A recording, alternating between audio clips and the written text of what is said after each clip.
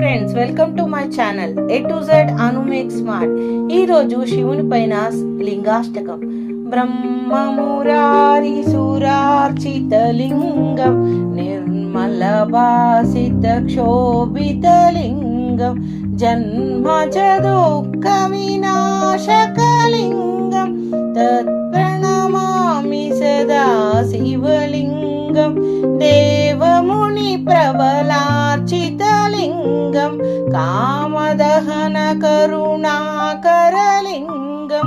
రావణదర్ప వినాశకలింగం,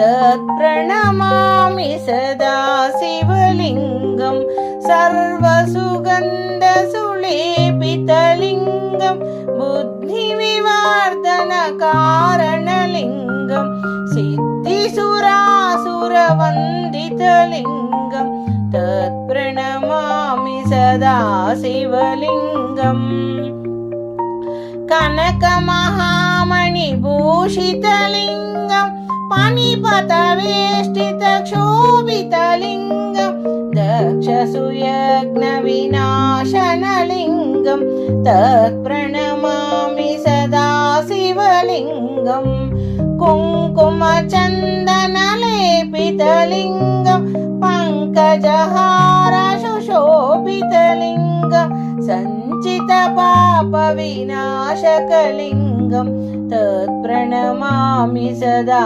శివలింగం, దేవగణార్చిత సేవితలింగం, భావైర్భక్త బిరేవచలింగం, దినకర కోటి ప్రభాకరలింగం, తత్ప్రణమామి సదా శివలింగం, అష్టదలోం పరివేష్టితలింగం, సర్వసమోద్భవ కారణలింగం, అష్టదరిద్ర వినాశనలింగం, తత్ప్రణమామి సదా శివలింగం, సురగురు సురవర పూజితలింగం, సురవణ పుష్ప సదార్చితలింగం, పరమ పరం పరమాత్మకలింగం, తత్ప్రణమామి సదా శివలింగం.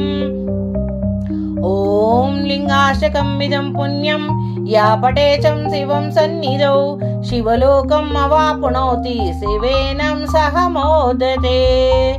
ఓం నమః శివాయ, ఓం నమః శివాయ, ఓం నమః శివాయ. Thank you for watching my video.